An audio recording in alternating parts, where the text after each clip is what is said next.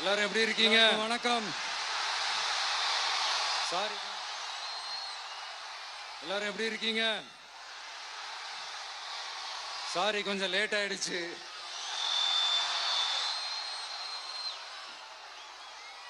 திருச்சியில் காலையில் பேசினப்போ அங்கே ஒரு மைக் ப்ராப்ளம் இருந்தது. அதனால அங்கே பேசினதில் ஒரு சில விஷயங்களை இங்கே நான் திரும்ப ரிப்பீட் பண்ணுறேன்.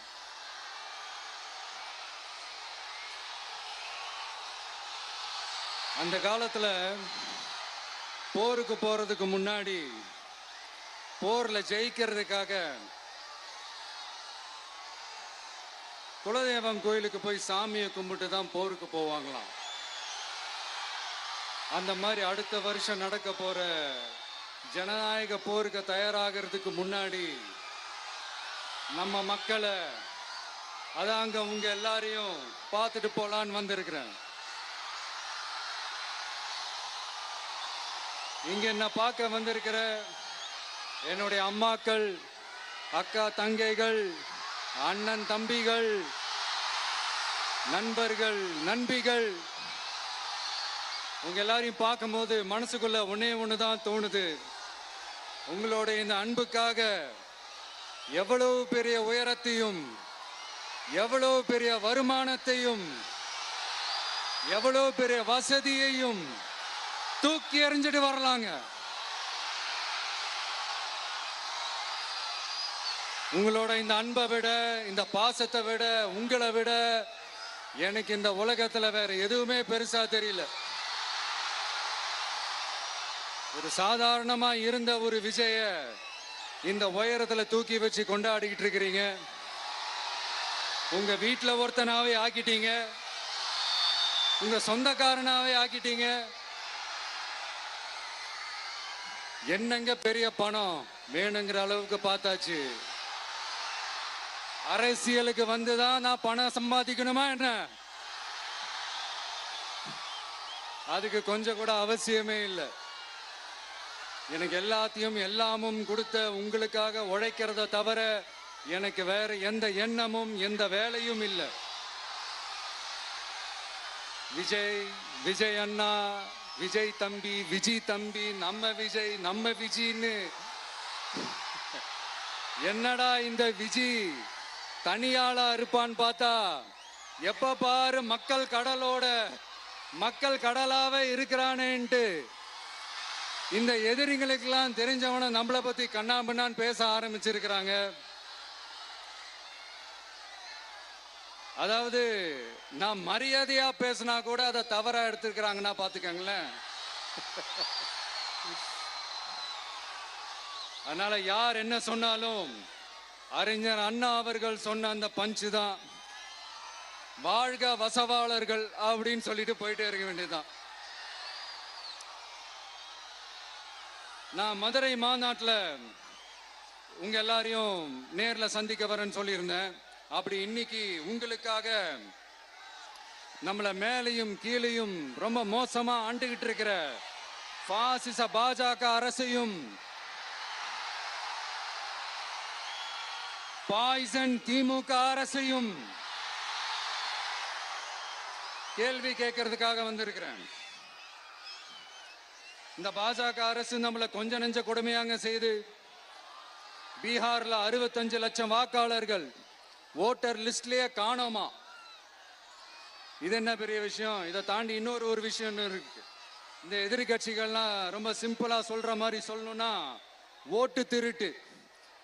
வீட்டு நம்பர் 0ன்னு போட்டெல்லாம் ஓட்டர் ஐடி கார்டு கொடுத்துருக்காங்கன்னா பாத்துக்காங்களேன். எவ்வளவு பெரிய ஒரு மோசமான வேலைகள்லாம் அவங்க செய்யறாங்கன்னு பாத்துக்கங்க. அடுத்து ஒன் நேஷன் ஒன் எலெக்ஷன், ஒரே நாடு ஒரே தேர்தல் 2029ல இவங்களோட ஆட்சி காலம் முடிய போகுதுன்றது எல்லாருக்குமே தெரிஞ்ச ஒரு விஷயம்தான்.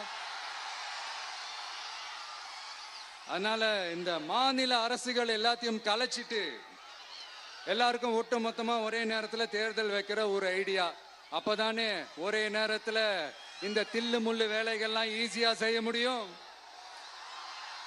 இதுக்கு பேர் என்னங்க? ஜனநாயக படுகொலை தானே.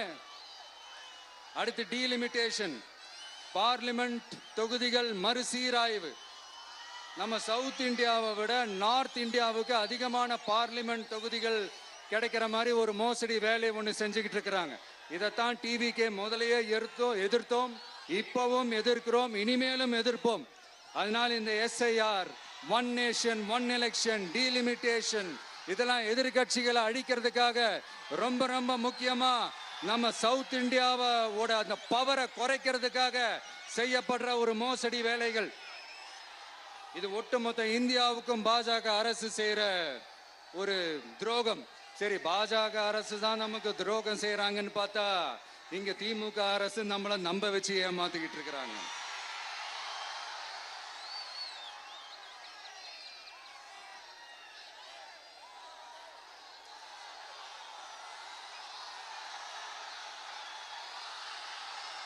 கிட்டத்தட்ட நானு நீங்க எல்லாருமா சேர்ந்து தான் இவங்க நல்லது செய்வாங்கன்னு நினைச்சு தேர்ந்தெடுத்தோம். ஆனா நீங்க பாத்தீங்கன்னா, thank you, I love you, thank you thank you thank you. நீங்க பாத்தீங்கன்னா ஒரு 505 தேர்தல் வாக்குறுதிகளை நமக்கு தமிழ்நாட்டு மக்களுக்கு கொடுத்தாங்க. அதுல எத்தனை வாக்குறுதிகளை இந்த திமுக கவர்மெண்ட் நிறைவேற்றிருக்கு? முக்காவாசி வாக்குறுதிகளை கூட நிறைவேற்றாம எல்லாத்தையும் நிறைவேற்றிட்டோம் இப்படி கொஞ்சம் கூட மனசாட்சியே இல்லாம இப்படி கதை விடுறீங்களே மைடியர். வேணாம் வேணாம் வேணாம் வேணாம். உங்களுக்கு தான் ஆசையா பாசமா கூப்பிட்டா பிடிக்க மாட்டேங்குது. இப்படி கதை விடுறீங்களே மை டியர் சிஎம் சார்.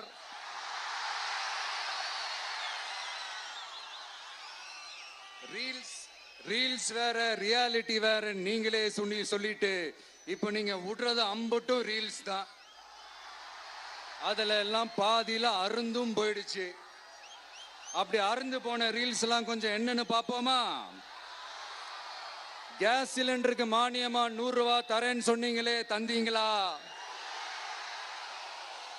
1000 ரூபாய் ஒருத்தர் விடாம எல்லா பெண்களுக்கும் தருவேன்னு சொன்னீங்களே, தந்தீங்களா? டீசல் விலையில மீதி இருக்கிற 3 ரூபாய் குறைப்பேன்னு சொன்னீங்களே, குறைச்சிங்களா? நீட்டு தேர்வை ரத்து செய்வோம்னு சொன்னீங்களே, ரத்து செஞ்சீங்களா? கல்வி கடனை ரத்து செய்வோம்னு சொன்னீங்களே, ரத்து செஞ்சீங்களா? வருஷத்துக்கு 10 லட்சம் பட்டதாரிகளுக்கு வேலை தருவேன்னு சொன்ன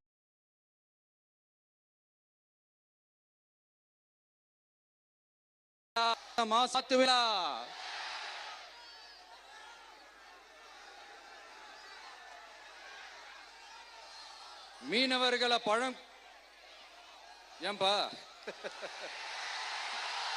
மீனவர்களை பழங்குடியின பட்டியல சேர்ப்போம்னு சொன்னீங்களே, சேர்த்தீங்களா? மீனவர்களுக்கு 2 லட்சம் வீடுகள் கட்டித்தரப்படும் சொன்னீங்களே, கட்டி தந்தீங்களா? அனைத்து மீனவ கிராமங்களிலும் மீன் உலர்த்தும் தளம் அமைக்கப்படும் சொன்னீங்களே, அமைச்சு கொடுத்தீங்களா? நெசவாளர்களுக்கு கூட்டுறவு சங்கத்துல கொடுக்கிற கடனுக்கு வட்டி 12% இருந்து 8% குறைக்கப்படும் சொன்னீங்களே, குறைச்சிங்களா? ஆட்டோ ஓட்டுறவங்களுக்கு சொந்த ஆட்டோ வாங்க 10,000 மானியம் வழங்குவோம்னு சொன்னீங்களே, வழங்குனீங்களா? அரசு ஊழியர்கள் ஆசிரியர்களுக்கு ஓல்டு பென்ஷன் ஸ்கீம் கொண்டு வருவேன்னு சொன்னீங்களே, கொண்டு வந்தீங்களா? பகுதி நேர ஆசிரியர்களுக்கு பணி நிரந்தரம்னு சொன்னீங்களே, செஞ்சீங்களா? சத்துணவு மற்றும் அங்கன்வாடி பணியாளர்களுக்கு அரசு பணி உறுதின்னு சொன்னீங்களே, செஞ்சீங்களா? முதியோர் உதவித்தொகை 1500 ரூபாய் தருவேன்னு சொன்னீங்களே, தந்தீங்களா? தமிழகத்தில் இருக்கும் வேலை வாய்ப்புகள்ல 75% தமிழர்களுக்கு சொன்னீங்களே, தந்தீங்களா? 3 லட்சத்தும் மேல் இருக்கிற காலி பணியிடங்கள் நிரப்பப்படும் சொன்னீங்களே, நிரப்புனீங்களா? தூய்மை பணியாளர்கள் பணி ஊதியம், ஓய்வூதியம் போன்ற கோரிக்கைகள் நிறைவேற்றப்படும் சொன்னீங்களே, நிறைவேற்றினீங்களா? மக்கள் நல பணியாளர்களாக 25,000 பெண்கள் நியமிக்கப்படுவார்கள் சொன்னீங்களே, நியமிச்சீங்களா? ரேஷன் கடையில மீண்டும் உளுந்து வழங்கப்படும் சொன்னீங்களே, கொடுத்தீங்களா? அனைத்து அரசு வேலை வாய்ப்புகளிலும் பெண்களுக்கு 40% முன்னுரிமை வழங்கப்படும் சொன்னீங்களே, கொடுத்தீங்களா? 35 வயதுக்கும் மேற்பட்ட திருமணமாக ஆதரவற்ற பெண்களுக்கு கல்வி தகுதிக்கு ஏற்ப அரசு வேலை வழங்கப்படும் சொன்னீங்களே, வழங்கினீங்களா?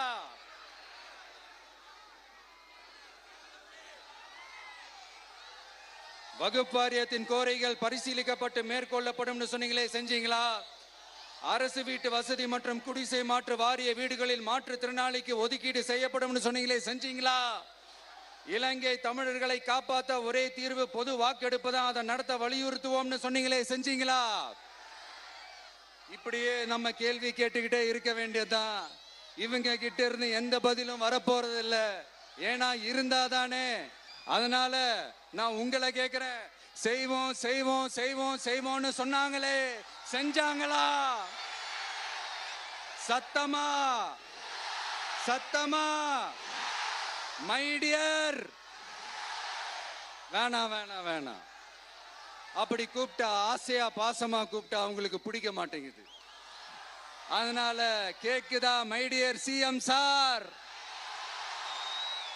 அவங்க பண்றது துரோகம்னா நீங்க பண்றது நம்பிக்கை மோசடி. இது ரெண்டுமே ஒண்ணுதான், ரெண்டுமே ஏமாத்து வேலைதான், இது ரெண்டுமே ஜனநாயக குற்றம் தான். இப்படி ஏமாத்துறதுல இவங்க ரெண்டு பேருமே ஒரே வகைரா தான்.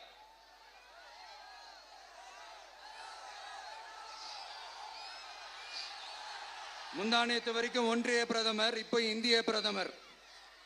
இப்படி மாத்தி மாத்தி பிளேட்டை மாத்தி மாத்தி பேசுறதுல நம்ம சிஎம் சார் ரொம்ப பிரில்லியன்ட். இப்ப புரியுதா மக்களே? மறைமுக உறவுக்காரர்கள்னு நாம ஏன் சொல்றோம்னு? சரி, இப்ப நம்ம அரியலூர் மாவட்டத்துக்கு வருவோம்.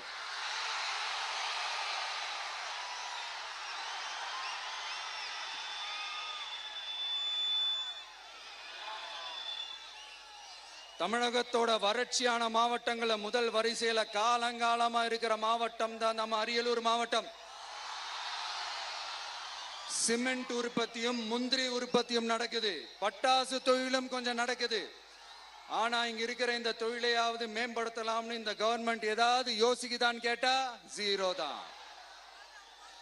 சிமெண்ட் ஆலைகளால ஏற்படுற மாசுபாட்டுல இருந்து மக்களை பாதுகாக்க என்ன நடவடிக்கை எடுக்கப்பட்டிருக்குன்னு தெரியல.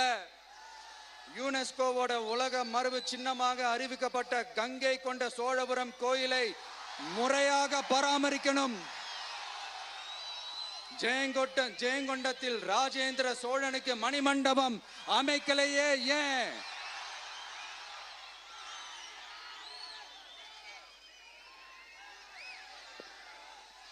மருதையாத்தோட குறுக்க வாராணவாசி தடுப்பணை கட்டுறதை பத்தி 4 வருஷமா கண்டுக்கலையே ஏன்?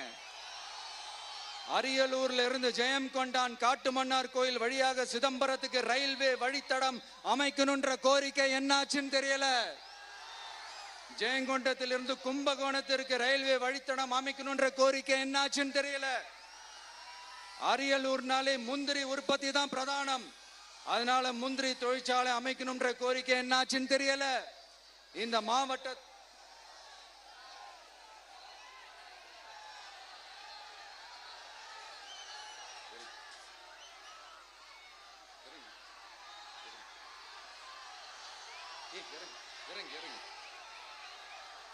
தம்பி இறங்கு, தம்பி இறங்கு, ப்ளீஸ் ப்ளீஸ் இறங்கு, இறங்குப்பா ப்ளீஸ். அண்ணா அது சாஞ்சி போயிடுச்சுண்ணா, இறங்க சொல்லிருங்கண்ணா.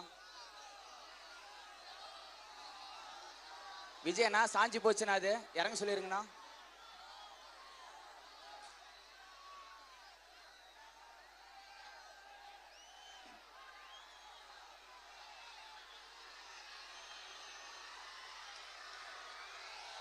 ஹலோ பிரதர் சார், அவரை இறங்க சொல்லுங்க ப்ளீஸ்.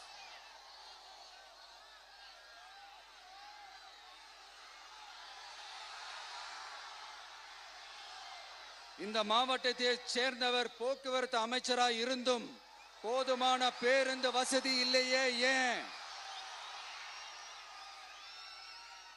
என்னடா இவன் வந்ததுல இருந்து கேள்வியா கேட்கிறான், இவன் வந்தா என்ன செய்வான்னு கேக்குறீங்க அதானே? தீர்வை நோக்கி போறதும் தீர்வை காண்றதும் மட்டும்தான் நம்ம டிவிக்கோட லட்சியமே. நம்மளோட தேர்தல் அறிக்கையில இதுக்கான விளக்கத்தை ரொம்ப தெளிவா சொல்லுவோம். ஆனா அதுக்கு முன்னாடி அதை செய்வோம் இதை செய்வோம் இந்த பொய்யான வாக்குறுதிகள்லாம் எப்பவுமே கொடுக்க மாட்டோம். எது நடைக்கு சாத்தியமோ எது உண்மையோ அதை மட்டும்தான் கொடுப்போம். ஆனா அட் த சேம் டைம் மருத்துவம், குடிநீர், ரேஷன், கல்வி, அடிப்படை சாலை வசதி, மின்சாரம், இந்த மாதிரி அடிப்படை விஷயங்கள்ல நோ காம்ப்ரமைஸ். பெண்கள் பாதுகாப்புல, சட்டம் ஒழுங்கு பாதுகாக்கிறதுல நோ காம்ப்ரமைஸ். சிம்பிளா நம்மளுடைய விஷன் என்னன்னு சொல்லணும்னா, ஏழ்மை வறுமை இல்லாத தமிழகம், குடும்ப ஆதிக்கம் இல்லாத தமிழகம், ஊழல் இல்லாத தமிழகம், உண்மையான மக்களாட்சி, மனசாட்சி உள்ள மக்களாட்சி. கான்பிடண்டா இருங்க, நல்லதே நடக்கும், வெற்றி நிச்சயம். மீண்டும் சந்திக்கும் வரை நன்றி, வணக்கம்.